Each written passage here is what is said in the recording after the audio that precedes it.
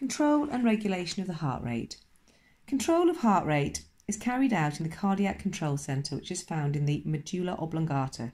It's a part of the brain which hosts the autonomic nervous system.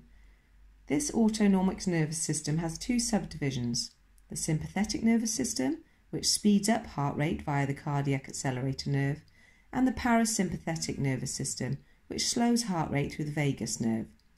Both the accelerator nerves and the vagus nerve send messages to the sinoatrial node, which is responsible for controlling heart rate. The heart has an electrical conduction system made up of two nodes. They are the sinoatrial node and the atrioventricular node. Unlike voluntary skeletal muscle, the heart produces its own impulses. It is myogenic, and hence these impulses spread throughout the heart, causing the cardiac muscle, the myocardium, to contract. During exercise, when our bodies are at rest, the parasympathetic nervous system is in control of the heart rate. It keeps the heart rate down via the vagus nerve, which releases a hormone called acetylcholine. Exercising for any duration will increase heart rate and will remain elevated for as long as the exercise is continued. At the beginning of exercise, your body removes the parasympathetic stimulation, which enables the heart to gradually increase. Subsequently, as exercise increases in intensity, then the sympathetic nervous system becomes more dominant and takes control of the heart rate.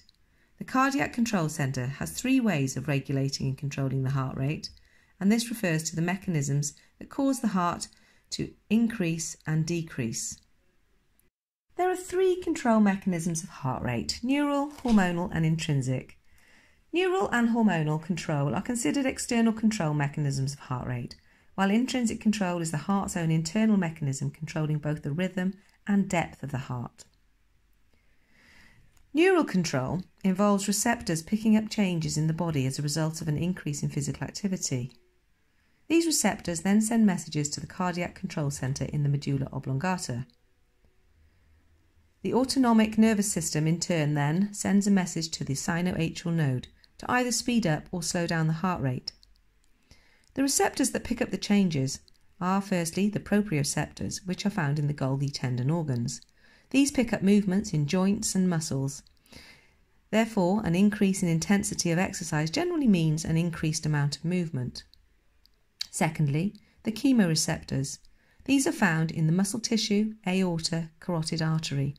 These will pick up chemical changes such as lowering of pH when the blood becomes more acidic, because as exercise intensity increases, there is an increase in carbon dioxide and lactic acid. Thirdly, the baroreceptors. These are found in the aorta and the carotid artery. These pick up changes in blood pressure as the result of the increased exercise intensity, as the blood is flowing through the heart.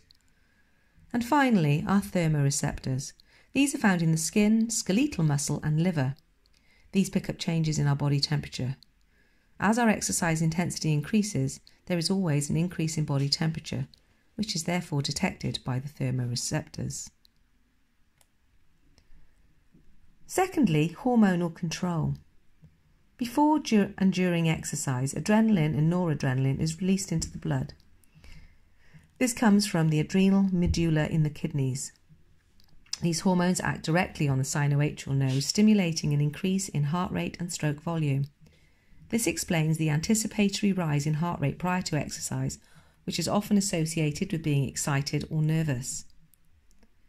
Furthermore, both adrenaline and noradrenaline aid the redistribution of the blood to the muscles through the vasodilation and vasoconstriction of the arterioles. And finally, intrinsic control. This is the heart internally controlling itself. There are two factors to consider. Temperature. As the temperature of the cardiac muscle increases, it speeds up nerve impulses, causing an increase in heart rate. And of course, Starling's law. As venous return increases, so does stroke volume. Thank you for watching and listening to my video. Hopefully this will help you with your A-level PE studies, and if you want to see more of my videos, please don't forget to subscribe, like and share.